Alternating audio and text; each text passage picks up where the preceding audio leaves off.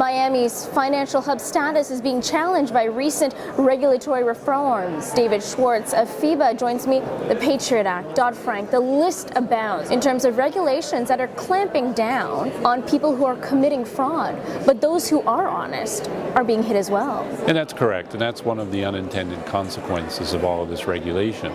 You know, we as bankers have been charged with a responsibility as gatekeepers to the financial system here in the United States. Latin American investors put their money into the institutions locally.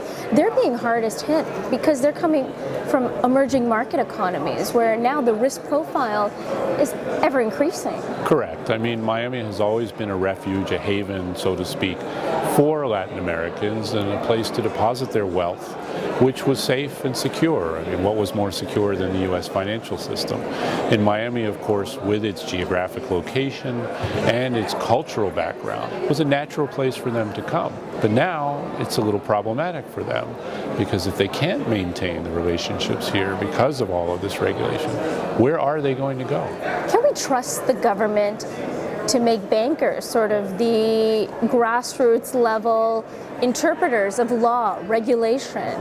Is that their role? It's not, and it's funny that you ask that because I'm actually a lawyer by training.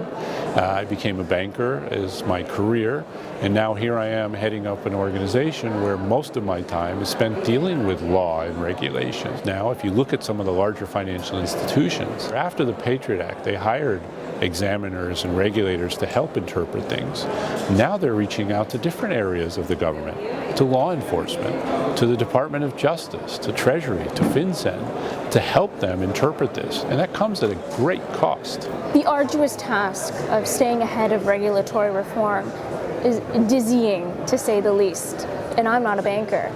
So for bankers, what should they brace themselves for in the years ahead? Well, the future is going to be about personal responsibility.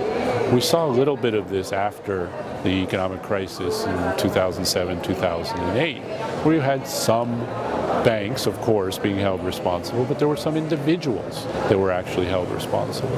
Well, now there's a new memorandum that was issued by the Department of Justice called the Yates Memo, which takes that a step further.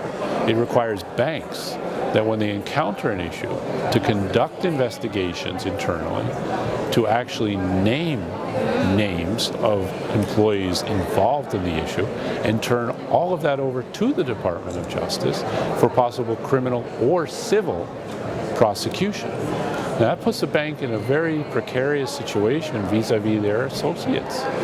I wouldn't want to work in a bank today.